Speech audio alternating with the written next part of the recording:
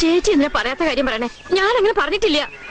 പിന്നെ നീ പറഞ്ഞതിന്റെ പോരല്ല എന്താടി? ഞങ്ങള് മെന കെട്ടവരാ, സ്ഥാന ജാതിക്കാരാ, ഞാൻ സമ്മതിച്ചു. പക്ഷെങ്കിൽ നീ എന്തിനാടി ഒരു പ്രാണന്റെ കൂടെ ചാടിപ്പോയത്? നിന്റെ മൂത്ത മോളെ എന്തിനാടി എന്റെ മോനെ കൊണ്ട് കെട്ടിച്ചത്?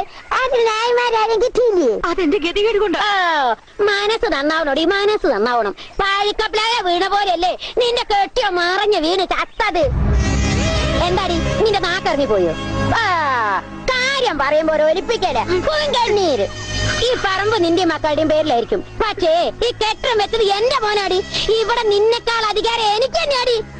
എന്താ ജാനമേട്ടത്തി, ഏത് നേരവും ഇവിടെ വഴക്കാണല്ലോ. വഴക്കൊന്നും അല്ല എന്റെ രാമോരാ. ഞാനൊന്ന് മുറുക്കി തുപ്പിയാ കുറ്റം, അടുപ്പിലിട്ടൊരു ഉണക്കമീൻ തുട്ടാ കുറ്റം, സമാധാനായിട്ട് ഈ മുറ്റത്തൊന്ന് മുള്ളിയാ കുറ്റം. എനിക്ക് ഇതിന്റെയൊക്കെ വല്ല കാര്യമുണ്ടോ? എന്റെ സരോജി ഇന്നലെയും വിളിച്ചു. അമ്മ എന്റെ അടുത്ത് വന്ന് നിക്ക്, ഇവറ്റകൾക്ക് ഒരു കൂട്ടായിക്കോട്ടെ എന്ന് കരുതിയല്ലേ ഞാൻ ഇവിടെ വന്ന് നിക്കണ്ട്. എന്നിട്ട് ഇവളും മക്കളും എന്ത് പോരാ എന്നോട് എടുക്കണോ? ഇവിടെ ഒരു സുന്ദരി കോതിന്റെ ഒരു കാന്താരി, അവളാ ശരിക്കും മങ്ക. അവളെ ഇങ്ങോട്ട് അരച്ച് കാലക്കി തന്നാണ്ടല്ലോ കുടിക്കാം ഞാൻ. താമോരാ വിട്ടോടാ.